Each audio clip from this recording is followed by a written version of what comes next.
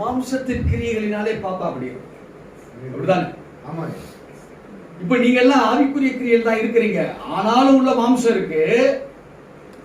ஆனா திருச்சபையில எப்படி உட்காரணும்னு கொஞ்சம் டீசன்சி தெரிஞ்சதுனால நம்ம அப்படி பெர்ஃபெக்ட்டா இப்போ டோட்டலா ஃப்ளஷ் தெரியாது. தெரிஞ்சா அது அப்படி இருக்குமா? இருக்காது. இப்போ அது நான் மேலுன்னு சொல்றேன், பரவாயில்ல. ஆனா உட்கார்ந்து இருக்கிற நீங்களும் நானும் ரொம்ப டெக்னிக்கல் அடிப்படையில் தான் இருக்காங்க. கர்த்தருடைய பரிசுநாமத்திற்கு மகிமை உண்டாவதாக. நாம் கடந்த வாரங்களில் யோவான் சுவிசேஷம் 8ஆம் அதிகாரம் 12வது வசனத்தை நாம் தியானித்து வருகிறோம். இன்றைக்கும் அந்த வசனத்தின் தியானத்தினுடைய பங்காக ரோமர் 8ஆம் அதிகாரத்திலே நாம் அதை தொடர்ச்சியாக பார்க்க போகிறோம். கிறிஸ்து இயேசு பாவிகளை ரட்சிப்பதற்காக பிசாசின் பிடியில் இருந்தவர்களை விடுதலை செய்வதற்காக ஆண்டவருடைய சமூகத்தில் ஒவ்வொருவரையும் சேர்ப்பதற்காக இந்த பூமிக்கு வந்தார் என்று வேதம் சொல்கிறது. ஒருவரும் கெட்டு போகாதபடிக்கு தன்னுடைய ஒரே பேரான குமாரனாகிய இயேசு கிறிஸ்துவை பிதாவாகிய தேவன் இவ்வளவாய் தந்து அன்பு கூர்ந்தார் என்கிற நோக்கம் கிறிஸ்துவின் மூலமாக நமக்கு வெளிப்படுத்தப்பட்டுக் கொண்டிருக்கிறது. ஒரு காரியம் கற்றுக் கொடுப்பது எதற்கென்றால், ஒன்று அறிந்து கொள்ள, அறிந்து கொண்டவைகளை புரிந்து கொண்டு அவைகளை ஒரு வாழ்க்கையின் ஒரு பாதையாக நாம் வகுத்து அதன்படி நடக்கிற பொழுது கிறிஸ்து இந்த பூமியில எந்த நோக்கத்துக்காக வந்தாரோ அது நம்மை கொண்டு வெளிப்படுத்தப்படுகிறது. அருமையான தேவஜனமே, வேதம் சொல்லுகிறது இப்படி, இருளில் இருந்தவர்கள் பெரிய வெளிச்சத்தை கண்டார். இருளில் இருந்தவங்க எல்லாரும் பெரிய வெளிச்சத்தை கண்டாங்க. கண்டவர்கள் எத்தனை பேர் அதிலே நான் தொடர்ந்து பிரவேசித்து நடக்கணும்? அந்த வெளிச்சம் எப்படிப்பட்டது? அந்த ஒளி எங்கிருந்து வந்தது? அந்த ஒளியாக நானே மாற வேண்டுமானால் எனக்குள் நான் எதை குறித்து ஆராய்ந்து அறியப்பட வேண்டும் என்பதை நாம் வாஞ்சிக்கிற பொழுதுதான் what should be understood, it will be made to understand. எதை நாம் புரிந்து கொள்ளுகிற விரும்ப வாஞ்சிக்கிறோமோ அந்த விரும்புகிற அந்த வாஞ்சையின்படிதான் அவனுக்கு அந்த புரிந்து கொள்ளுகிற ஒரு வல்லமை கொடுக்கப்படுகிறது. நம்முடைய வாஞ்சை, ஒருவேளை ஒருவன் திருச்சபைக்கு வந்துட்டு போவதாக இருந்தால், லாஸ்ட்ல நம்ம பிணத்தை கூட, பாடியை கூட கல்லறைக்கு கொண்டு போறதுக்கு முன்னாடி திருச்சபைக்கு கொண்டு வந்தோ, இல்லை வீட்டில் குருமார் வந்தோ அதை நடத்தி முடித்து வைப்பாங்க. ஆனால் நம்முடைய வாஞ்சை, நாம் பெற்றிருக்கிற இந்த ஒளி, இது அநேகருக்கு பரஸ்பரமாக அதை கடந்து செல்ல வேண்டும், அதற்கு தேவன் என்னை நடத்த வேண்டும் என்கிற வாஞ்சை நமக்குள்ள இருக்குமானால் அதையும் தேவன் நிறைவேற்று. அல்லது மாம்சத்திலே இருந்து கொண்டு ஆவியிலே நான் இருக்கலாம் அப்படின்னு நினைக்கிறவனையும் ஆண்டவர் தான் வச்சிருக்கிறார். உலக பிரகாரத்திலிருந்து ரட்சிக்கப்பட்டவர்கள் நல்ல தேறின விசுவாசியா இருப்பான். தேறின விசுவாசின்னா வசனம் சொன்னா எடுத்து உடனே வாசிடுவான். வசனத்தை சொன்னா நம்பரை சொல்லிடுவான், எந்த சாப்டர் யார் எழுதினாங்க. பாஸ்ட் ஆரம்பிக்கிறதுக்கு முன்னாடி வசனத்தை முடிச்சிருவான், அவ்வளவு ஸ்பீடு. ஆனா அவருடைய வாழ்வு எப்படி இருக்குன்னு கேட்டீங்கன்னா, உலகத்துல ஜெயித்து கொண்டிருப்பார். ஆவியிலே ஜெயம் இல்லை, ஆனா சபைக்கு வந்தா மிக பிரமாதமா இருக்கும். புதுசா அந்த சபையில சேர்றவங்க வந்தவொடனே போகும்போது அந்த குறிப்பிட்ட நபரை பார்த்து, எவ்வளவு நாளா நீங்க இந்த சேவையில் இருக்கிறீங்க? ஏனென்றால் அந்த வசனம் வாசித்ததும் அதுவும் மிக பகிரங்கமா இருந்தது. அருமையான தேவச்சனமே, ஆவிக்குரியவைகளை நிதானித்து அறிந்து தன் வாழ்க்கையின் போராட்டத்தில் வெற்றி பெற நினைக்கிறவன் தான் கிறிஸ்துவின் சாயலை தரித்திருக்கிற உன்னதமான அவருடைய ராஜ்யத்தை பரப்புவதற்கு தேவனால் தெரிந்து கொள்ளப்பட்ட ஒரு பாத்திரமாக வேதம் சொல்கிறது. ஒட்டுமொத்தத்துல அழைப்பு எல்லாருக்கும் தான். இருக்கிறவங்க எல்லாரும் ஊழியக்காரங்க தான் அழைப்பின்படி. ஆனா முன்குறிப்புல எப்படிப்பட்ட அந்த அழைப்பு, எப்படிப்பட்ட அந்த அழைப்புல நீ எப்படி பயன்படுத்தப்படுகிற? மரம் ஒன்று பல கிளைகள், பல கிளைகள், பல இலைகள், பல கனிகள். ஆனா மரம் ஒன்றுதான், அழைப்பு ஒன்றுதான். இப்போ கிறிஸ்து இயேசு ஒரு திரளான ஒரு குற்றப்படுத்த வருகிற ஒரு கூட்டத்துக்காகவும் வேதத்தை அறிந்து கொள்வதற்காக காத்திருக்கிற ஒரு கூட்டத்துக்காகவும் what is the notorious calling of the Lord Jesus Christ? மிக முக்கியமாக நம்மை அழைத்திருக்கிற அழைப்பை டிஃபரண்ட் கிரவுட்ஸ், அங்க பலவிதமான கூட்டமாக அங்க இருக்கிறாங்க. அந்த கூட்டத்தில் ஆணித்தனமாக ஒரு பிரசங்கிக்கப்படுகிற ஒரு வார்த்தை,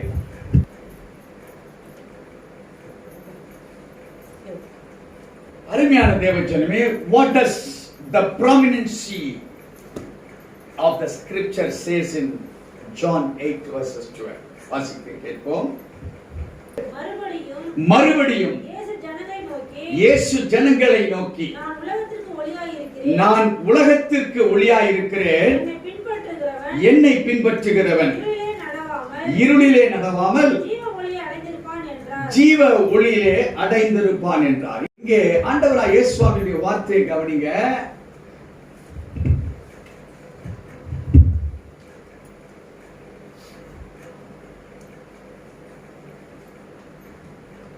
உலகத்திற்கு அவர் என்னவா இருக்கிறாரு? What does this world mean to us? இந்த உலகம் நமக்கு என்னவாக சித்தரிக்கப்பட்டிருக்கிறது? இருளாக. அதான் இந்த உலகம் என்பது it is covered with darkness.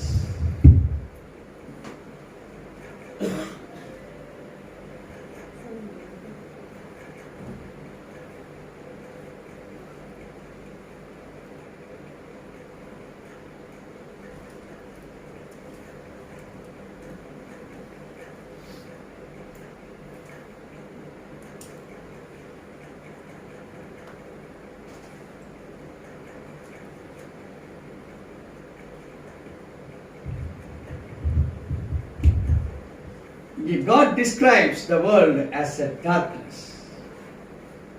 It is filled with darkness. It needs a light.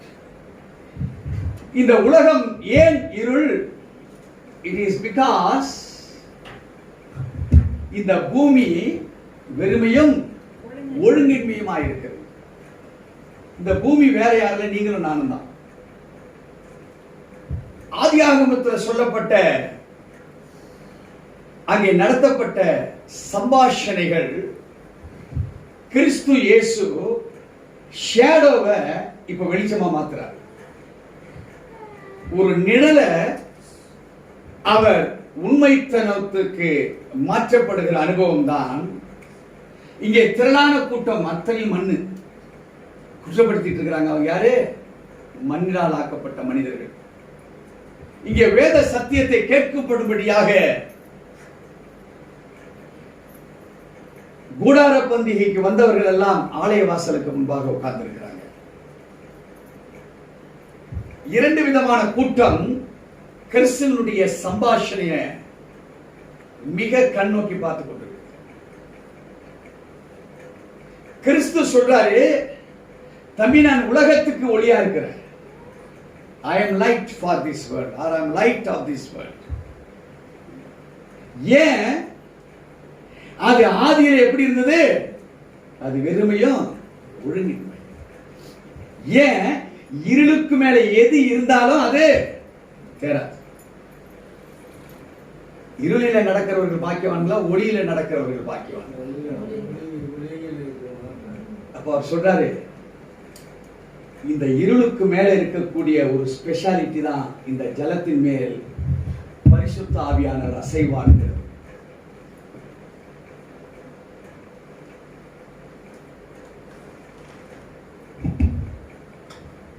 இப்ப இதை கற்றுக் கொடுக்கிறார்.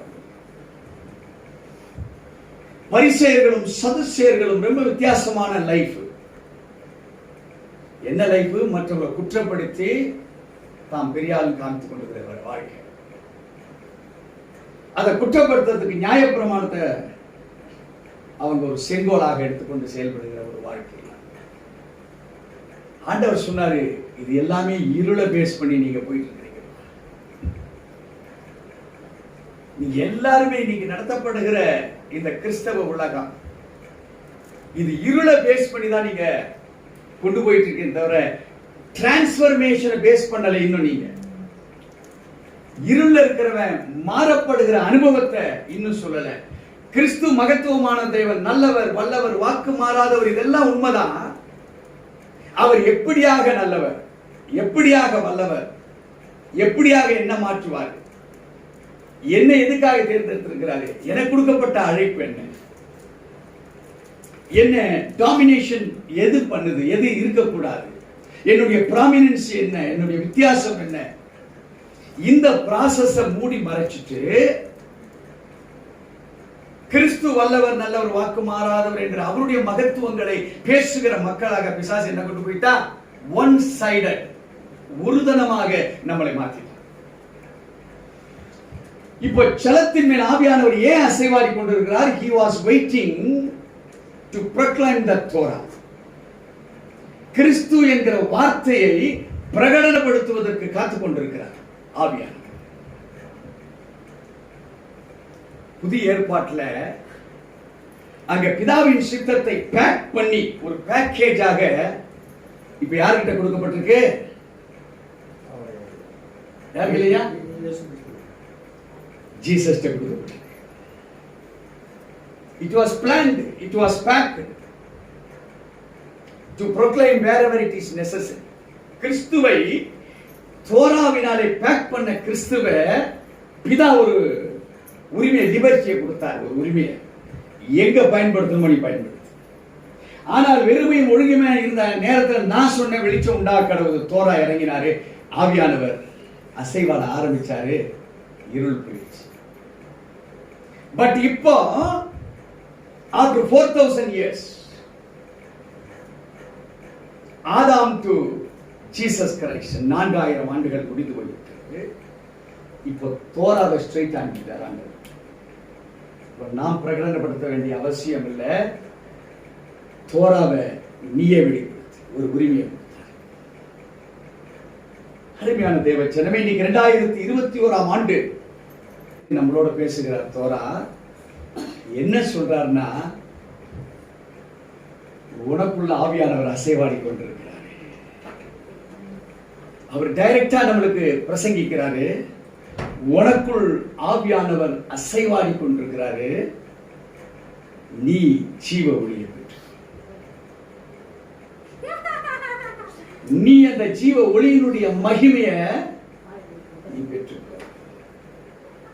ஏன் வந்த கூட்டம் குற்றப்படுத்துகிற கூட்டம், அவங்க எதவா இருக்கிறாங்க? உலகமா இருக்கிறாங்க. குற்றவாளியாய் தீர்க்கப்பட்டு வந்திருக்கிற கூட்டம், அதுல அந்த தனி நபர், அந்த ஸ்திரீ குற்றம் சாட்டப்பட்ட உலக வாழ்க்கையை சிக்கொள்ளுது. கற்றுக்கொள்ள வருகிறவர்கள் உலகமா அல்லது ஆவிக்குரியவைகளா? கற்றுக்கொள்ளுகிறவர்கள். அருமையான தேவச்சனமே, உங்க வாழ்வும் என்னுடைய வாழ்வையும் சீர்தூக்கி பார்க்கிற ஒரு நேரம். இதுவரை கண்ட நாம் வெற்றிகள் எல்லாம்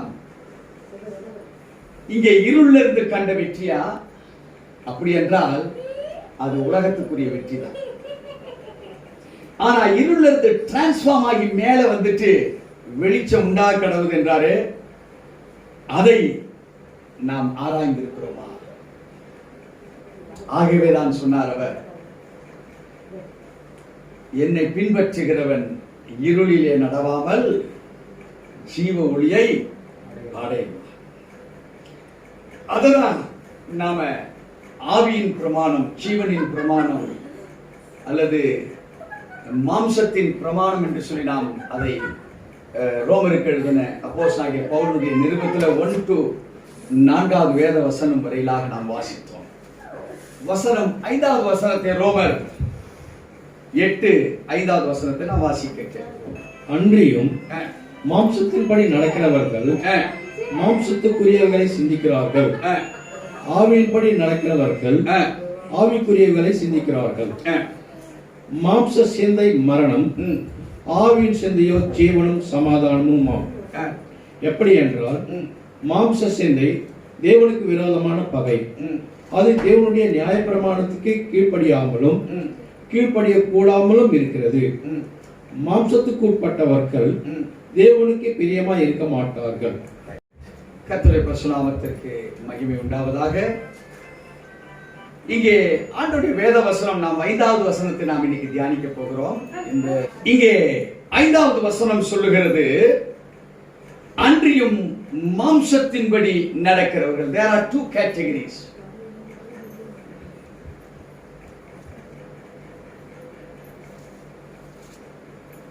மாம்சத்தின்படி நடக்கிறவர்கள்.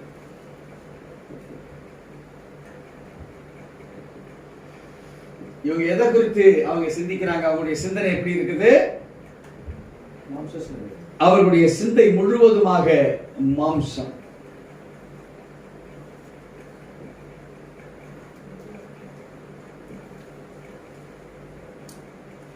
இன்னொன்று ஆவியின்படி நடக்கிறவர்கள்.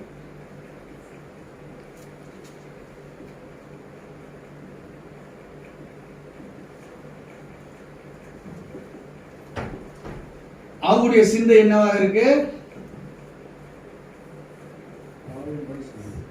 அவங்க எதை குறித்து சிந்திக்கிறவங்களா இருக்காங்க? டோட்டலாக ஆவிக்குரியவர்கள் மாத்திரம்தான்.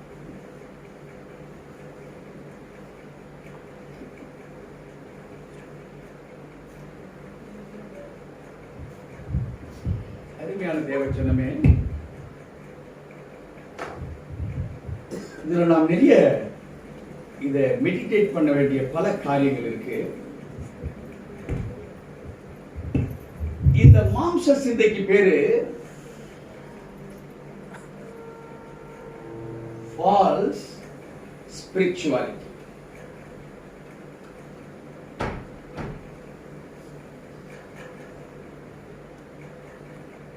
பொய்யான ஒரு ஆவிக்குரிய வாழ்க்கையின் சாராம்சம்.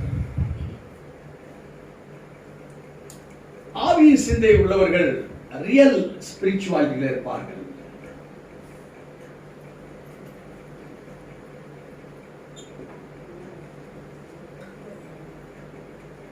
ஆண்டவராகிய கர்த்தர் ஒரு உதாரணம், நடந்த ஒரு டிசைபிள்னா என்ன? சீஷத்துவத்திலிருந்து ஒரு காரியத்தை நமக்கு இன்னைக்கு விலைக்கு காமிக்க போறார். தேவனோடு கூட இருந்த 12 அப்போஸ்தலர்கள்ல ஒருவர், how was the interchanging behaviors? அவங்களுக்குள் நல்ல பரிசுத்த மகிமையில தான் ஆண்டவர் அவங்களை அழைத்தாரு. பட் அவங்களுக்குள் எண்ணங்கள் மாறுதல் அடைகிற பொழுது what was the reactions? மத்தேயு எழுதின சுவிசேஷம் 16ஆம் அதிகாரம்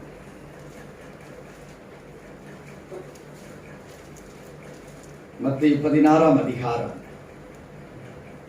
வசனம் 13 அப்படியே நம்ம பொறுமையா இன்னைக்கு வாசித்து, நீங்களும் நானும் எங்கெங்கெல்லாம் சேஞ்ச் ஆகிப்போம் அப்படி என்பதை குறித்து நாம் அதிகமாய் நாம் பார்க்க போகிறோம்.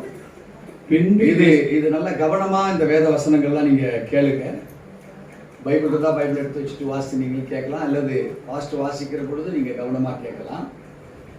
இங்கே மாம்சத்தின் படி நடக்கிறவர்கள், ஆவியின் படி நடக்கிறவர்கள், இந்த ரெண்டு கான்செப்ட் மாத்திரம் மைண்டில் வச்சுக்கிட்டு இதை நீங்கள் கரெக்ட் பண்ணி படித்தாதான் நம்ம ரோமர் 8:5 8 வரைக்கும் நம்ம கரெக்டாக போவோம். இதுதான் பேசிக். இப்போ அந்த விபச்சார ஸ்திரீ இவர்கள் கற்றுக் கொடுப்பது எல்லாம் அவர் கேட்டுக்கிட்டு போறார். இனி நீ பாவம் செய்யாதேன்னு சொல்லி அமைச்சார். அதுக்குள்ளதான் இவ்வளவு ரகசியங்களும் உள்ள இருக்கு. அவங்களை கேட்டாரு, நீங்கள் யாராவது குற்றம் செய்யாதவர்கள் இருப்பீர்களானால் நீங்க கல்லெடுத்து மாம்சத்தை அங்க வெளிப்படுத்தி அவங்களுக்கு காமிச்சாங்க. இப்ப இந்த அம்மாவை நீ பாவம் செய்யாதே, நீ உன் டிரான்ஸ்பர்மேஷன் நீங்க வரணும்னு சொல்லி அவங்களுக்கு அமைச்சிருக்கிறார். அதையும் கேட்டாங்க, இதையும் கேட்டாங்க ஆலயத்துக்கு முன்பாக இருக்கிறவர்கள். இப்ப அருமையான தேவ ஜனமே, இப்போ இது மூணையுமே சேர்ந்து நம்ம பார்த்துட்டு இருக்கோம். ஏனென்றால் கல்ச்சர் மாறி போச்சு. கல்ச்சர் என்றால் தமிழ்ல என்ன சொல்லலாம், கலாச்சாரம் மாறி, ஹிஸ்டரி சரித்திரங்கள் மாறிக்கொண்டிருக்கிறது. இன்னும் பலவிதமான காரியங்கள், பல மாற்றங்களுக்குள் போய்கொண்டிருக்கிற இந்த நாள்ல நாம் கற்றுக்கொள்ள வேண்டியது பல காரியங்கள் குறித்து இருப்பதனால ஆவியானவர் நம்மளை பல விஷயங்கள்ல கற்றுக் கொடுப்பதற்கு நம்மளை அழைத்திருக்கிறார். எத்தனை பேர் விசுவாசிக்கிறீங்க? தோராவின் அந்த காலமும் மோசே காலமும் அல்ல, ரியாலிட்டி ஆஃப் தோரா விளக்கப்பட்ட 2000 ஆண்டுகளுக்கு முன்பாக உள்ள காலமும் இல்லை. இப்ப இருக்கிற காலம் வேற, மிக கடினமான ஒரு காலம். இந்த காலங்கள்ல we have to be very careful reaching the spiritual power. ஆவிக்குரிய வல்லமையை பெற்றுக்கொள்வது ரொம்ப ஜாக்கிரதையா இருக்கும். காரணம் ஏன்னு கேட்டீங்கன்னா, there are false spirituality, தவறான ஆவிக்குரிய ரீதியிலே நிறைந்து திருச்சபைகள், ஊழியங்கள், மற்ற பல காரியங்கள் நடந்து கொண்டிருக்கிறது. நீங்க தான் டிசைன் பண்ணணும், நீங்க தான் அறிந்து கொள்ளணும் எது சரி எது சரியில்லை. அப்ப அந்த டிசைனிங் பவர் உங்களுக்குள்ள இதுதான் சரி என்று நீங்கள் அறிந்திருப்பீர்களானால் நீங்க வெற்றி பெறுகிறீர்களோ இல்லையோ ஏமாற மாட்டீங்க. நம்மளுக்கு எது தேவை? வெற்றி பெற வேண்டாம், அது இரண்டாவது ஆட்சி. ஆவிக்குரிய ரீதியில் ஏமாற்றங்கள் இணைந்து விளக்கலாம். அருமையான தேவச்சனமே, நாம் இப்ப அந்த வேதத்தில் அந்த மத்தேயு 16ஆம் அதிகாரம் 13 நாம் வாசிக்கிறோம். பின்பு இயேசு பிலிப்பு சசரியாவின் திசைகளில் வந்தபோது தம்முடைய சீஷரை நோக்கி, மனுஷகுமாரனாகிய என்னை ஜனங்கள் யார் என்று சொல்கிறார்கள் என்று கேட்டார். அங்கே சீஷர்கள் கூட்டம், அவரோடு கூட இணைக்கப்பட்டிருந்த சீஷர்கள் கூட்டம், இயேசு பல சம்பவங்களை சீஷர்கள் காணும்படி, மக்கள் காணும்படி, அதிசயங்கள், அற்புதங்கள், ஆவிக்கேற்றபடி, மாம்சத்துக்கு ஏற்றபடி, அசுத்த ஆவிகள் நடந்து கொண்ட முறைமைகள், சூனியங்கள், மாந்திரீகங்கள், மார்க்க வேதங்கள், வானமண்டலத்து பொல்லாத ஆவிகளின் கிரியைகளினால் நடத்தப்பட்ட பல காரியங்களை இந்த சீஷர்கள் கண்டிருக்கிறார்கள். அற்புதத்தை கண்டது மாத்திரமல்ல, அற்புதத்தினுடைய பிரதிபலிப்பு, the reactions of the great miracles, இதை கண்டு மக்கள் சொன்ன கருத்துக்கள், இவைகள் எல்லாம் சீஷர்கள் மூலமாய் தேவன் சீஷர்கள் என்ன சொல்றாருன்னு கேட்க ஆரம்பிக்கிறார். ஏன்? இந்த புரிதல்ல என்ன உள்ள இருக்கு? அது மாம்சத்தில் இருக்கிறார்களா அல்லது ஆவியிலே புரிந்தவர்களா? Likewise, God will judge us. உங்களையும் என்னையும் கூட தேவன் நிறுத்து பார்ப்பார். உன் பணத்தை கொண்டு உன்னை நிறுத்து பார்ப்பார். நீ கடந்து வந்த பாதைகளை குறித்து உன்னை நிறுத்து பார்ப்பார். உனக்கு கொடுக்கப்பட்டிருக்கிற நன்மைகளை குறித்து நீ என்ன சொல்லுகிறாய் என்பதை குறித்து அவர் நிறுத்து பார்ப்பார்.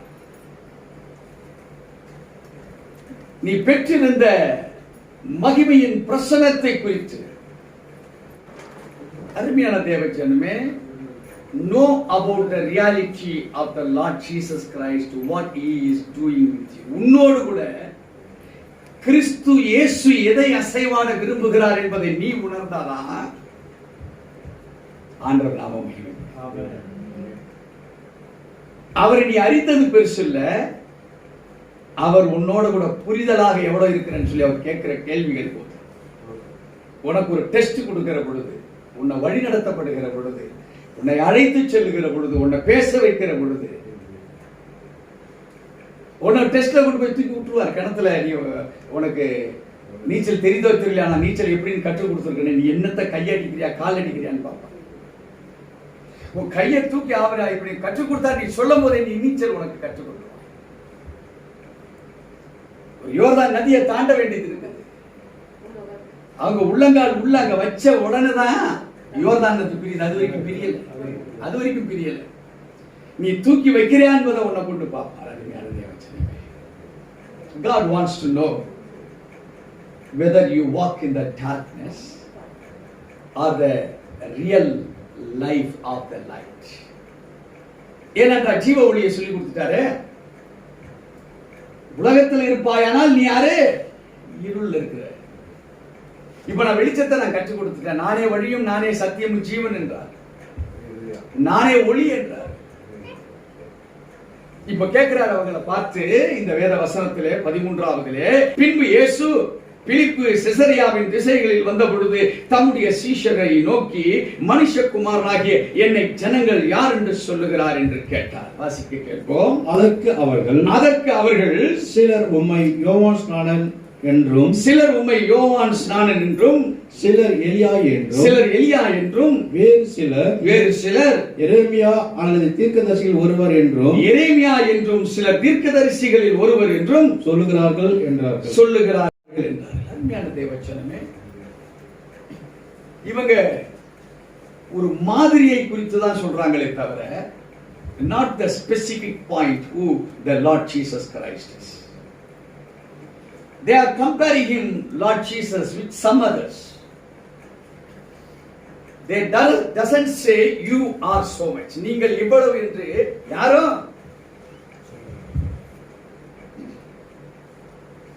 நல்ல பதில் தான் சொன்னாங்க, தப்பா நான் சொல்லல. எரேமியா போல நீங்க தீர்க்கதரிசியா? ஆவிக்குரியவர்கள் தான் நீங்களும் நானும். பட் மாதிரியான நினைவுகள்ல நம்ம வாழ்ந்து கொண்டிருக்கிறோம்.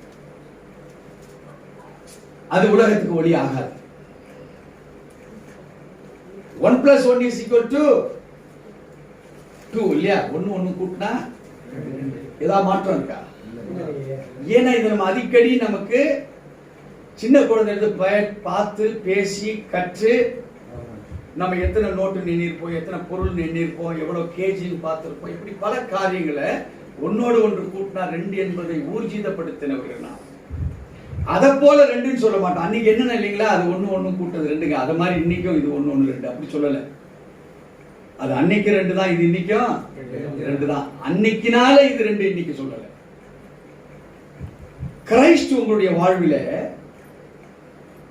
மாதிரியாக தெரிகிறாரா, அல்லது ஸ்ட்ரைட் கிறிஸ்துனுடைய பவராக உங்களுக்கு தெரிகிறாரா? மாதிரி இதுல போய் ஃபால்ஸ் ஸ்பிரிச்சுவல்ல போய் அடங்கிடும். ரியல் இதுதான் சொன்னாதான் ரியல் ஸ்பிரிச்சுவாலிட்டி போக முடியும். அப்போ வேதத்தினுடைய சகல காரியங்களை நீங்கள் கற்றுக்கொள்ள விரும்புகிறவர்களாக இருப்பீர்களானால் மாதிரியை தூக்கி போட்டுருவீங்க, ஒரிஜினலை பேசுவீங்க. விளங்குதா? விளங்குறீங்களா? டோட்டல் ஃபெயிலியர் எங்க இருந்து வருகிறது என்றால் மாதிரிய பேசி பேசி பேசி உலகம் கெட்டு போய். இப்போ அவரே இப்ப பின் பாயிண்ட் பண்றாரு, என்ன பேசுறாங்க கேட்டா அதை மாதிரி இத மாதிரி. அப்ப இத மாதிரி பேசுறவங்களுக்கு நான் யாருன்னு உனக்கு தெரியுதா தாண்டா அவனுக்கு மாதிரி இல்லப்பா, ஒரிஜினல் நீ சொல்லியிருக்க முடியும். கொஞ்சம் ஞானம் பிரேக் ஆகுதா? நச்சல் உடைஞ்சு உள்ள இருக்கிறத எடுக்க முடியுதா? எத்தனை பேர் புரியுது இல்ல? ஒரு சிலர் ஓகே. ரொம்ப டெக்னிக்கல். கிறிஸ்துடைய வாழ்க்கை சாதாரண. நேற்று நம்ம அடுத்தது 2.25 தான் ஐயா சொன்னது போல நல்ல டெலிவரன்சஸ். அப்போ மாம்சத்தின்படி நடக்கிறவர்கள் இந்த ஸ்பால்ஸ் ஸ்பிரிச்சுவாலிட்டியில் இருப்பார்களானால் கிட்டத்தட்ட 739 கோடி 99 லட்சம் இந்த பிரயாணத்தில் தான் போயிட்டே இருக்கு. இந்த பிரயாணத்தில் தான் வண்டி போயிட்டு. இங்கே ஆண்டவர் கேட்கிறாரு, என்னை குறித்து என்ன சொல்லுகிறார்? அற்புதங்களை குறித்து என்ன சொல்லுகிறார்கள்? அபிஷேகங்களை குறித்து என்ன சொல்லுகிறார்கள்? வாசிக்க கேட்போம் தொடர்ந்து. அப்பொழுது அவர் நீங்கள் என்னை யார் என்று சொல்கிறீர்கள் என்று கேட்டார். நீங்கள் என்னை யார் என்று சொல்லுகிறீர்கள் என்று கேட்டார். மற்றவர்கள் சொல்லுகிற கேள்வி, இப்போ தம்பி 24 hours நீங்க என் கூட தானே இருக்கீங்க, நீங்க என்னப்பா சொல்றீங்க? என்ன குறிச்சு உங்களுடைய விஷன், தாட், தீர்மானம் என்னை குறித்து உங்களுக்கு என்ன இருக்குது என்கிற ஒரு மகிமையான ஒரு கேள்வியை கிறிஸ்து எழுப்புறாரு. வாசிக்க கேட்போம். சீமோன் பேதுரு பிரதியுத்தரமாக, யார் கூப்பிடுறா? இப்ப உடனே யார் எழுப்புறா? நீங்கள் என்று கேட்ட மாத்திரத்துல ஒருவர் எழுப்புகிறார். யார் அவரு? சீமோன் பேதுரு. பேதுரு என்ன சொல்றாரு? பேதுரு பிரதியுத்தரமாக, அப்படி என்றால் at once when the question was delivered, இங்கே ஆண்டவர் கேட்ட அந்த क्वेश्चனுக்கு பிரதியுத்தரமாக, நீர் ஜீவனுள்ள தேவனுடைய குமாரனாகிய கிறிஸ்து என்றான். ஒரு கைத்தட்டு கொடுப்போம் பேதுருக்கு சொன்ன வார்த்தை. Seeing after the visioning after the many miracles, பல அற்புதங்களை கண்ட பேதுரு சொல்றான், நீர் ஜீவனுள்ள தேவனுடைய குமாரனாகிய கிறிஸ்து. What is the name of what is the meaning of the word Christ? கிறிஸ்து என்கிறதுடைய அர்த்தம் என்ன? The anointed person, அபிஷேகிக்கப்பட்டவர் என்ற அர்த்தம்.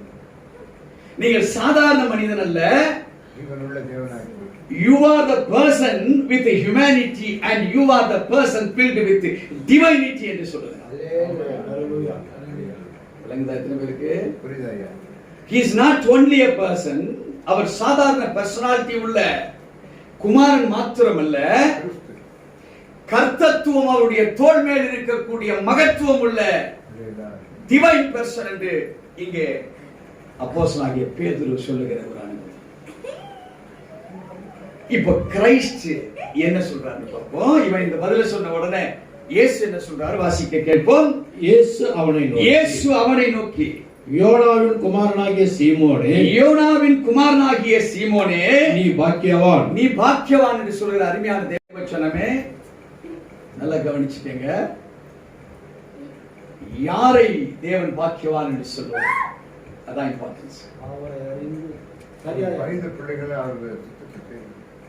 அவங்களுக்குள்ள என்ன இருக்கக்கூடாது என்பதை அவர் பாசிட்டிவ் நேச்சர்ல இப்ப நமக்கு கற்றுக் கொடுக்கிறார்.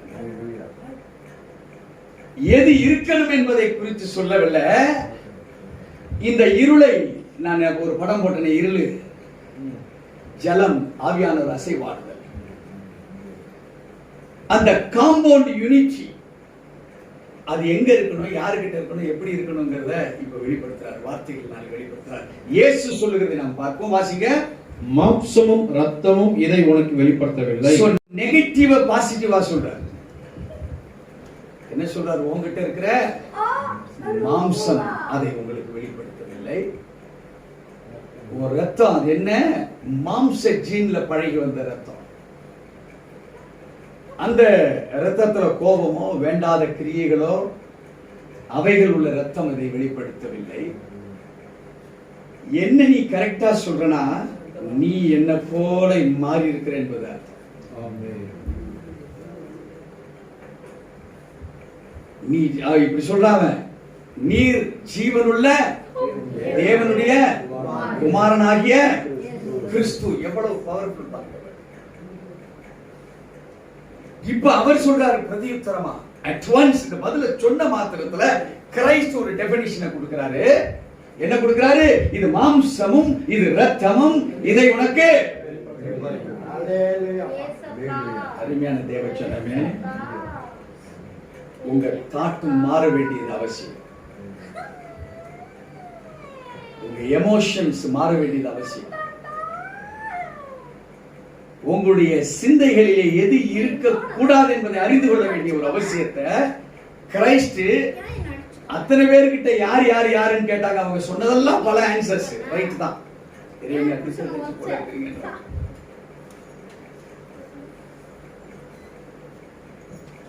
உங்களை பல ஆங்கிள் அவங்க சொன்னாங்க. ஆனா பேதுருவாகிய நான் இந்த ஆங்கிள் உங்களை பார்க்கிறேன்னு சொன்னது 100% சரி.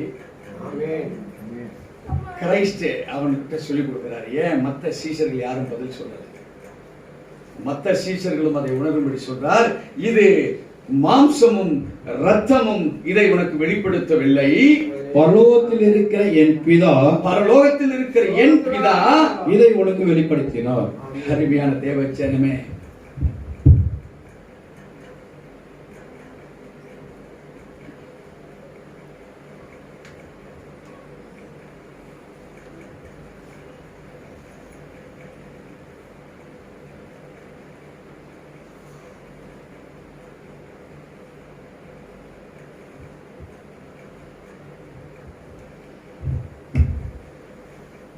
ஜீசஸ் சொல்றாரு, தம்பி உன்னுடைய தாட்டு சாதாரண தாட்டு. என்ன அப்பா எப்படி பார்த்தாரோ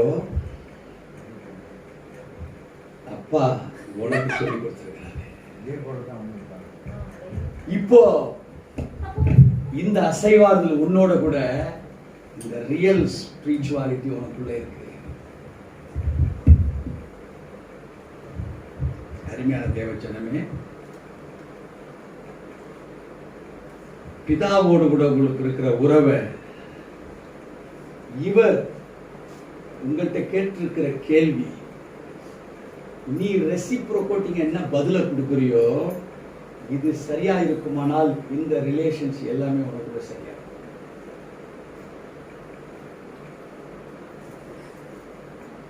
யூதர்கள் தான், பரிசேயர்கள் தான், சதுசேயர்கள் தான், நியாயப்பிரமாணத்தை அறிந்தவர்கள் தான். அந்த யூத பெண்மணியும் அறிந்தவள் தான். ஏனென்றால் யூத வம்சத்தின்படி 12 வயசு நிரம்பின மாத்திரத்துல ஆண் பிள்ளையா இருந்தால் பேட் மிட்சுவா என்கிற ஒரு ஃபங்க்ஷனை முடித்து ஒரு பிரேயர் ஷால் கொடுக்கும். பெண் பிள்ளைக்கும் ஆண் பிள்ளைக்கும் இந்த ஃபங்க்ஷனை முடிச்சு பார் மிட்சுவா என்றால் ஆண் பிள்ளைக்கு கொடுக்கப்படுகிற அடையாளம், அபிஷேகம். திமேயு பர்திமேயுவாக மாறினார். அப்படி என்றால் அவர் ஒரு யூதர். அந்த பார் மிட்சுவாங்கிற ஃபங்க்ஷனை முடிச்சவங்க. இப்போ இந்த விபச்சார ஸ்திரீ என்று சொல்லப்பட்டவளும் ஆண்டவருடைய சமூகத்துல தேவனுடைய மகிமையை பெற்றவள் தான். பட் the false spirituality வாழ்விலே வாழ்ந்ததுனால அவருடைய வாழ்வு தகப்பனுக்கும் இயேசுவுக்கும் தகப்பனுக்கும் அவளுக்கும் உள்ள உறவுகள் இருந்த பிளவுகள். There was no continuity or compound unity with the Lord, with the Father and with the concerned person. அந்த தனி நபருக்கும் பிதாவாகிய தேவனுக்கும் கிறிஸ்துவுக்கும் அன்றைக்கு இருக்கக்கூடிய சம்பந்தம் இல்லாம இருந்தது. அவ மாம்சத்தில் பிணைக்கப்பட்டவளாயிருந்தாள். அருமையான தேவஜனமே, கிறிஸ்து பேதுருவை பாராட்டின அதே சம்பவம் கொஞ்ச நேரம் பொறுத்து என்ன நடக்குது வாசிக்க. 18வது வசனம். மேலும் நான் உனக்கு சொல்லுகிறேன், நீ பேதுருவாய் இருக்கிறாய், இந்த கல்லின் மேல் என் சபையை கட்டுவேன், பாதாளத்தின் வாசல்கள் அதை மேற்கொள்வதில்லை. பரலோக ராஜ்யத்தின் திறவுகோல்களை நான் உனக்கு தருவேன். பூலோகத்திலே நீ கட்டுகிறது எதுவோ அது பரலோகத்திலும் கட்டப்பட்டிருக்கும், பூலோகத்திலே நீ கட்டவிழ்ப்பது எதுவோ அது பரலோகத்திலும் கட்டவிழ்க்கப்பட்டிருக்கும் என்றார். அப்பொழுது தாம் கிறிஸ்துவாகிய இயேசு என்று ஒருவருக்கும் சொல்லாதபடிக்கு தம்முடைய சீஷர்களுக்கு கட்டளையிட்டார். இப்போ கிறிஸ்து யார் என்று எல்லாருமே அறிந்து கொண்டாங்க. பேதுருவை பார்த்து சொல்றார், தம்பி உன்னை கொண்டு நான் சபைகளை கட்டுவேன். பேதுரு என்றால் பாறை என்று சொல்லி அர்த்தம்.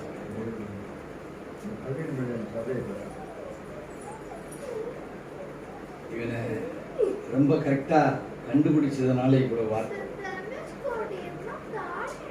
தொடர் வாசிக்க கேட்கும். அது முதல் இயேசு தாம் எருசலேமுக்கு போய் மூப்பராலும் பிரதான ஆசாரியராலும் வேத பாரகராலும் பல பாடுகள் பட்டு கொலையுண்டு 3ஆம் நாளில் எழுந்திருக்க வேண்டும் என்பதை தம்முடைய சீஷர்களுக்கு சொல்லத் தொடங்கினார். இங்கே அருமையான தேவச்சனமே, ஏன் சபையை குறித்து வெளிப்படுத்தினார்? சீஷர்கிட்ட சொல்றார், எல்லா சீஷர்கிட்டப்பா நீ பேதுருவாய் இருக்கிறாய், இந்த கல்லின் மேலே சபையை கட்டுவேன். இப்ப அவரு இந்த வார்த்தையை சொல்லுகிற போது சீஷர்களுக்கு எல்லாருக்கும் சேர்த்து சொல்ற, அவனை பார்த்து சொல்றார், நீ பேதுருவாய் இருக்கிறாய், இந்த கல்லின் மேலே சபையை கட்டுவேன். ஏன் சொன்னார்னா அவன் வெளிப்படுத்தி சொன்னான். வெளிப்படுத்தி சொன்னதுக்கு அப்புறம் மத்த சீஷர்களும் ஆமேன் ஆமேன் ஒத்துருப்பாங்களா? ஒத்துருப்பாங்க இல்லையா? இப்ப சொல்றாரு, இவனை பார்த்து பேதுருவாய் இருக்கிறான்னு சொன்னது அர்த்தம் என்ன? அந்த சீசனும் பார்த்து புரிஞ்சுக்கிட்ட, இந்த சீசனையும் பார்த்து புரிஞ்சுக்கிட்ட, அடுத்த சீசனையும் பார்த்து, இப்படி அங்க இருந்த அத்தனை சீஷர்கள் கிட்ட இயேசு சுவாமி என்ன சொல்றாரு? இவங்களை கொண்டு சபையை நான் கேட்டுவேன். நீங்க பாத்தீங்கன்னா பல திருச்சபைகள், saint John's church, saint Peter's church, saint Andrew's church போட்டிருக்கீங்களா?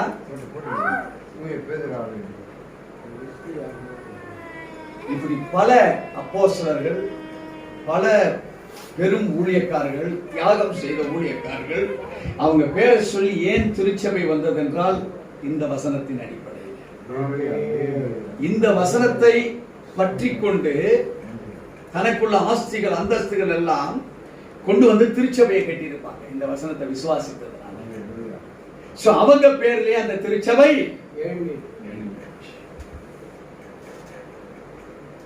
இப்ப ஆண்டவர் பேதுருக்கிட்ட இருந்த அந்த வெளிப்பாடை வச்சு, அந்த வெளிப்பாடு எல்லாருக்கும் சொந்தம் என்று சொல்லி தான் யாரு, என்ன நடக்க போகுது என்பதை அவர் வெளிப்படுத்தினார். புரியுதுங்களா சம்பவம்? எவ்வளவு நீங்க சரியா இதை புரிந்து கொள்கிறீங்களோ, இதுல எந்த சைட்ல நீங்க நிக்க முடியும்னு உங்களை கரெக்ட் பண்ணலாம். இதை புரிந்து கொள்ளலன்னா நீங்க வேதத்தை வாசித்துட்டு போகலாம், ஆனால் தேவனுடைய ராஜ்யம் எப்படி கட்டப்படும் என்பதை நமக்கு ஒருவரால் சொல்ல முடியாது. அருமையான தேவ ஜனமே, இந்த வேத வசனத்தில் அவர் சொல்றாரு, அப்பொழுது பேதுரு அவரை தனியே அழைத்து கொண்டு போய், ஆண்டவரே, இது உமக்கு நேரிடக்கூடாது, இது உமக்கு சம்பவிப்பதில்லை என்று அவரை கடிந்து கொள்ள தொடங்கினான்.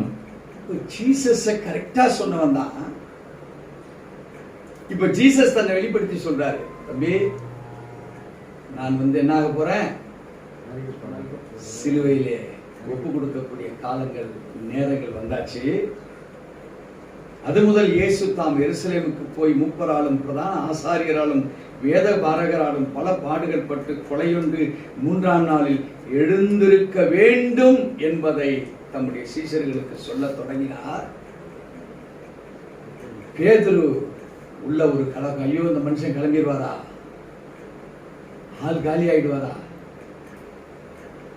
ஆனால் 3ஆம் நாளில் எழுந்திருக்க வேண்டும் என்கிற வார்த்தைகளையும் சொல்றார் அவரு. இவன் கண்ணுக்கு, இவன் காதுக்கு, இவனுடைய உணர்வுக்கு என்ன தெரியுது? இவர் கொலைந்து போவார் போல. இப்ப அவன் சொல்றான், ஆண்டவரே சொல்லி வாங்கல, சைலண்ட் வாங்கல. இயேசுவை கூட்டிட்டு போய் சொல்றான், இது உமக்கு நேரிடும். இந்த சம்பவம் உங்களுக்கு, நீங்க கொலையுண்டு மறிக்க கூடாது. அருமையான தேவச்சனமே, அதிகமா நம்ம பைபிளை படிச்சிருக்கோம். ஆனா அர்த்தத்தை தவற விட்டுட்டு, தவற விட்ட அர்த்தம் தான் பெர்ஃபெக்ட் என்று சொல்லி அதை கர்த்தர்கிட்டே நம்ம என்ன சொல்றோம்? ஐயா இதுதான் ரைட்டு, இதை எனக்கு செய்து. இந்த பாதை தான் நான் செலக்ட் பண்ணியிருக்கிற பாதை, இதுல நான் பெஸ்ட் அப்ரோச்சை நான் பெற்றுக்கொள்ள வேண்டும் என்று கேட்கிற அனுபவம் உள்ள கிறிஸ்தவர்களாக நாம் மாறி இருக்கிறோம். ஆதியிலே நம்முடைய ஓட்டங்களும் நம்முடைய கையின் பிரயாசங்களும் கிறிஸ்துவனுடைய பார்வையிலே இது பிதாவினுக்கு வெளிப்படுத்தப்பட்டது என்கிற நிலையில வாழுகிற நம்முடைய வாழ்வு. அருமையான தேவ ஜனமே, சூழ்நிலைகளும் சந்தர்ப்பங்களும் நம்மளை மாற்றுகிற ஒரு வல்லமை நமக்குள்ள இருக்கும். எப்படி அந்த யூத பெண் நிச்சயமாக அந்த பேட் மிட்சுவா என்கிற ஃபங்க்ஷன்ல அவர் கலந்து கொண்டவளதாக இருக்கும். ஏனென்றால் யூதனுடைய கலாச்சாரத்தின்படி ஒரு கர்ப்பமிட்டிருக்கிற ஒரு தாய் 5 முறை ஆதியாகமம் முதல் உபாகம புஸ்தகம், இந்த தோரா என்கிற அந்த 5 ஆகமங்களை 5 முறை படித்து விடுவார். 7வது மாதத்துல அந்த குழந்தைகளுக்கு இந்த தோராவை வாசிக்கிற பொழுது உள்ள இருக்கிற குழந்தை துள்ளி விளையாது. இந்த சத்தியத்தை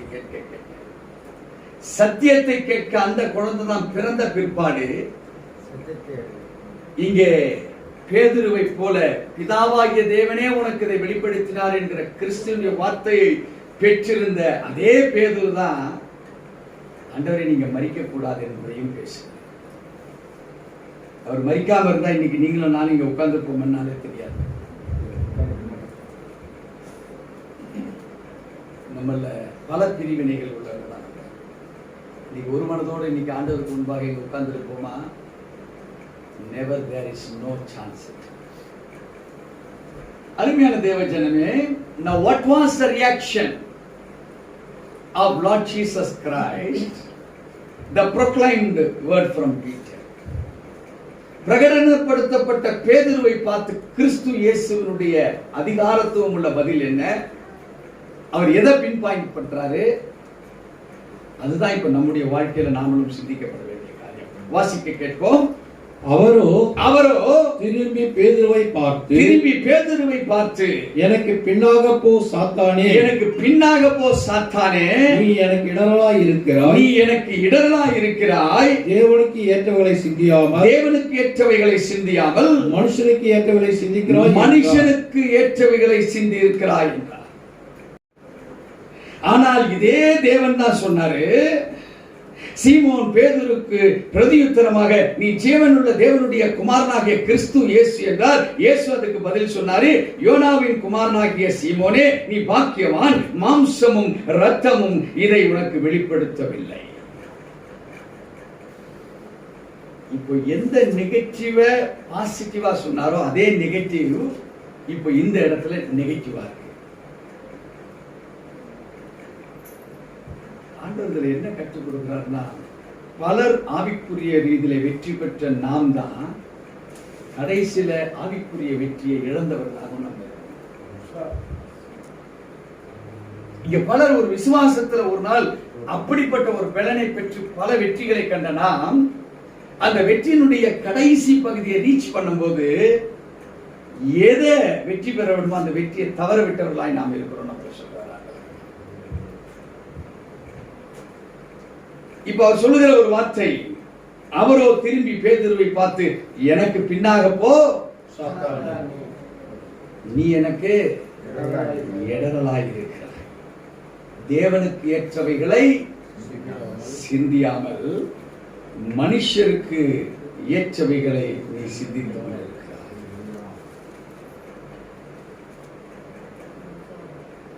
அவனுக்குள் நடந்த சம்பவம் என்ன? அவனுடைய ரட்சிப்புல கொஞ்சம் பிரச்சனை. அழைப்பு ஸ்ட்ராங். நீங்க நல்லா இன்னைக்கு பேர்லாம் மாத்திருப்பீங்க, எல்லாருக்கும் எல்லாம் கிறிஸ்தவ பேரா மாறி இருப்பீங்க. ஆனா எது மாறல? ரட்சிப்பினுடைய காம்ப்ரமைஸ். ரட்சிக்கப்பட்ட போது இருந்த அந்த உற்சாகம் இப்ப காம்ப்ரமைஸா மாறி நமக்குள் இருக்கிற அந்த அப்ரோச் டுவர்ட்ஸ் தி லார்ட் அது சரியான அப்ரோச்சா இல்லாம நமக்குள்ள மாம்சம் எதை விட்டோமோ அது இப்ப மறுபடியும் கலக்க ஆரம்பிச்சு. வாசிப்போம் தொடர்ந்து. அப்பொழுது இயேசு தம்முடைய சீஷர்களை நோக்கி, ஒருவன் என்னை பின்பற்றி வர விரும்பினால் அவன் தன்னைத்தான் வெறுத்து தன் சிலுவையை எடுத்துக்கொண்டு என்னை பின்பற்ற கடவன். தன் ஜீவனை ரட்சிக்க விரும்புகிறவன் அதை இழந்து போவான். என் நிமித்தமாக தன் ஜீவனை இழந்து போகிறவன் அதை கண்டடைவான். மனுஷன் உலகம் முழுவதையும் ஆதாயப்படுத்திக் கொண்டாலும் தன் ஜீவனை நஷ்டப்படுத்தினால் அவனுக்கு லாபம் என்ன? மனுஷன் தன் ஜீவனுக்கு ஈடாக எண்ணத்தை கொடுப்பான். மனுஷகுமாரன் தம்முடைய பிதாவின் மகிமை குறித்தவராய் தம்முடைய தூதரோடு கூட வருவார். அப்பொழுது அவனவன் கிரியைக்கு தக்கதாக அவனவனுக்கு பலன் அளிப்பார். இப்ப ஆண்டவர் சொல்றாரு, மனுஷன் உலகம் முழுவதையும் ஆதாயப்படுத்திக் கொண்டாலும் தன் ஜீவனை நஷ்டப்படுத்தினால் அவனுக்கு என்ன லாபம்? மனுஷன் தன் ஜீவனுக்கு ஈடாக எண்ணத்தை கொடுப்பார். இப்போ ரட்சிக்கப்பட்ட நமக்குள்ளாக இப்போ உங்களுக்கு சில குணாதிசயங்கள்ல கலாத்தியத்தை நம்ம பார்க்க போறோம். இந்த குணாதிசயங்கள் நம்முடைய வாழ்விலே இருக்குதா? இல்லை, இது நமக்குள் இல்லையா?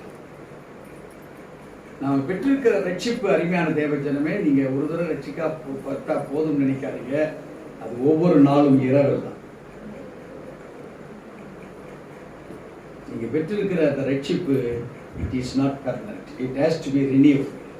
அது புதுப்பிக்கப்பட்டு கொண்டே இருக்க வேண்டும். நான் கிறிஸ்தவனா மாறிட்டேங்கிற நினைவு அது உங்களை பரலோகம் செய்யும். ஒவ்வொரு நாளும் நாம் ரட்சிக்கப்பட்டவர்களாகவே இருந்து கொண்டிருக்க வேண்டும். வேதம் சொல்லுகிறது, முடிவு பரியந்தமாக அவன் தான் நிலைத்திருக்கிறவன் தான் ரட்சிக்க. ஒரே பேதுருடைய லைஃப் கான்செப்ட் தான். உன்னை அப்பாலப்படா, ஆனா அத்தனை அப்போஸ்தலர்கள் நடுவில் அவன் என்ன சொன்னா, நீர் ஜீவன் உள்ள தேவனுடைய குமாரனாகிய கிறிஸ்து என்று ஆணித்தனமாய் சொன்னவன் தான். You are the anointed person by the Father என்று சொன்னார். ஆனா அதே அவனுக்கு தான் என்ன பேச்சு விடுது? அதே இயேசு என்ன சொன்னார்? முதல்ல பிதாவை தவிர அவனுக்கு யாரும் வெளிப்படுத்தலப்பா. ஆவியில பலனுள்ளவன் என்று அவனை பாராட்டினார். ஆனால் when there became an rebellion character, the false spirituality, இப்படி ஒரு ஆவிக்குரிய ரைட்டர் எழுதுகிறார், flesh is an instrument in our rebellion against God. நமக்குள்ள இருக்கிற எதிர்க்கிற அந்த சக்தியில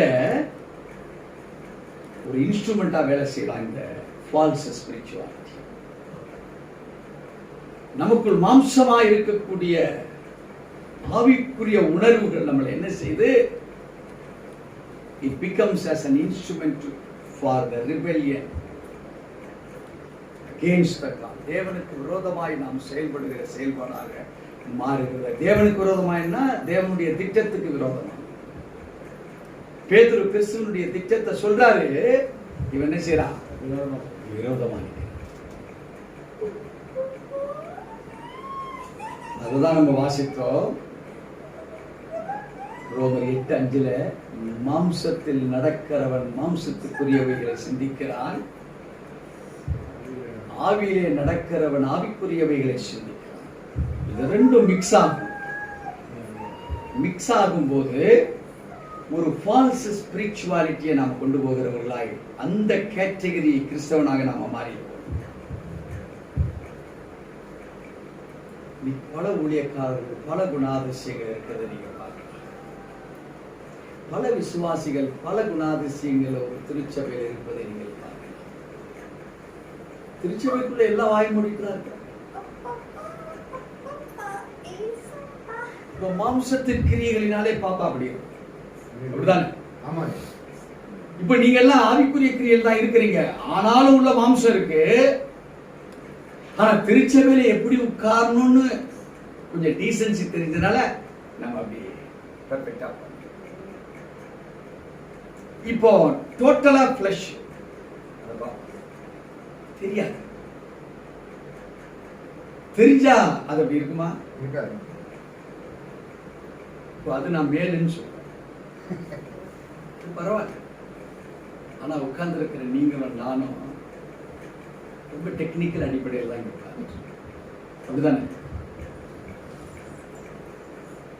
இப்போ the false spirituality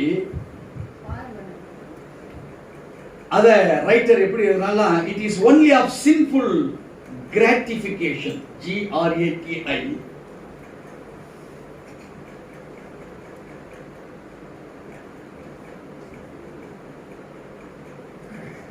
கிராட்டிபிகேஷன். ஆங்கிலத்தில் கிராட்டிபிகேஷன் என்றால் இந்த பாவ உணர்வு தான் அவனுக்கு திருப்தி அளிக்குது. அந்த மாம்சத்துல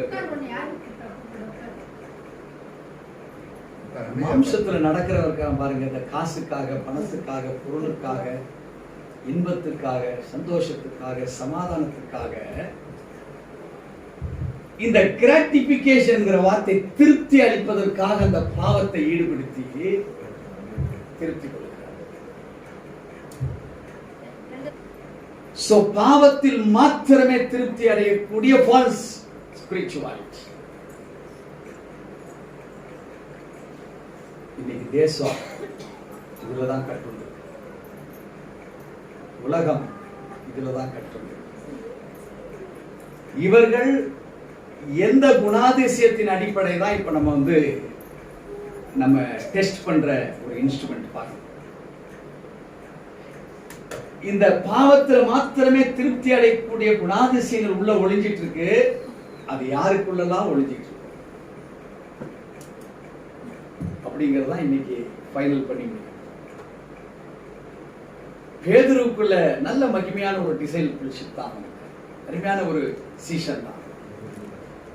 ஆனா உள்ள மாம்சம் இருந்ததுனால அவன் எதெல்லாம் பிரதிபலிப்பா ஆண்டவருக்கு பெர்ஃபெக்ட்டா சொன்னானோ, ஆனா லாஸ்ட்ல மாட்டிட்டான். ஓகே, போடா அப்பால சாத்தான். இப்போ வாசிப்போம் கலாத்தியர் 5ஆம் அதிகாரம் 24, 25, 26 வசனத்தை வாசிக்க. கிறிஸ்துவினுடையவர்கள் மாம்சத்தையும் அதன் ஆசை இச்சைகளையும் சிலுவையில் அறைந்திருக்கிறார்கள். அருமையான தேவ ஜனமே, இங்கே கிறிஸ்தவர்கள் என்று சொல்லப்படவில்லை. நல்ல கவனிக்கிற இந்த வார்த்தை. It is not said the people so called Christians. வார்த்தை இங்க ரொம்ப ஜாலாக்கா கொடுக்கப்பட்டிருக்கு. கிறிஸ்துவினுடையவர்கள், not Christian. டேனியல் கிறிஸ்டியன் அவர் பேரு. அவர் டேனியல் ஒயின்ஸ் ஒரு கடை வச்சிருக்கார். அவர் கிறிஸ்துவனுடையவரா இல்ல கிறிஸ்தவரா? கிறிஸ்தவர். ஆனா கிறிஸ்துவனுடையவர் இல்ல. ஏன்னா அவர் வச்சிருக்கிற கடை என்னது? ஒயின் ஷாப்பு, பலரை கெடுக்கக்கூடியது. ஆனா அவர் வச்சிருக்கிறது என்ன பேரு? Daniel wines.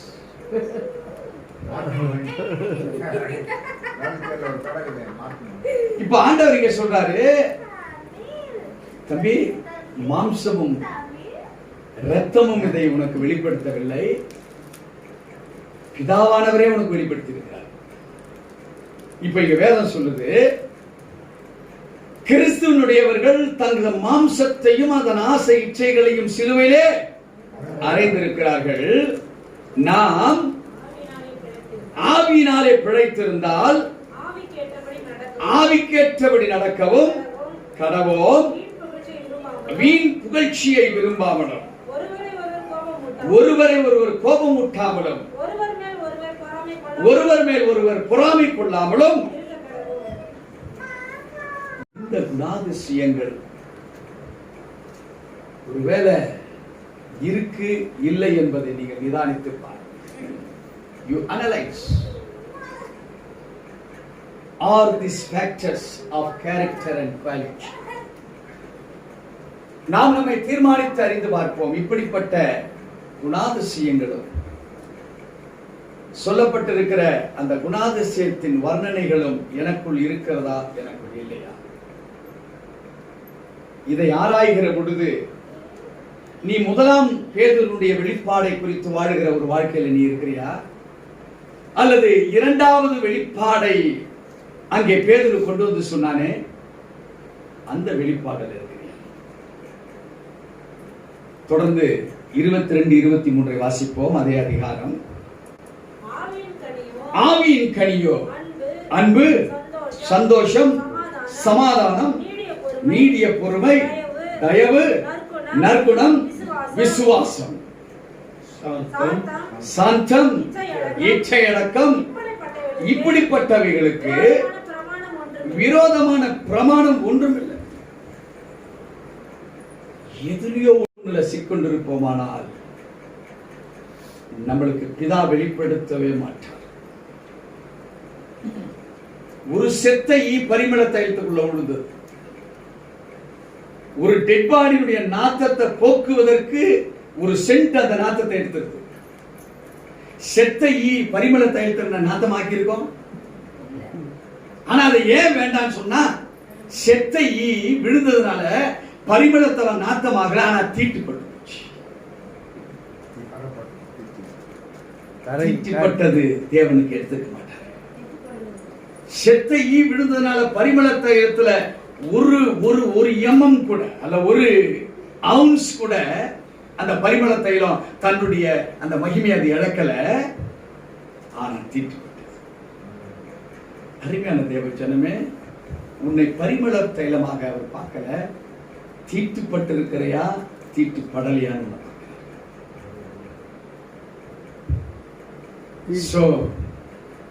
அந்த விபச்சார ஸ்திரீக்கு சொன்னாரு, இனி நீ பாவம்.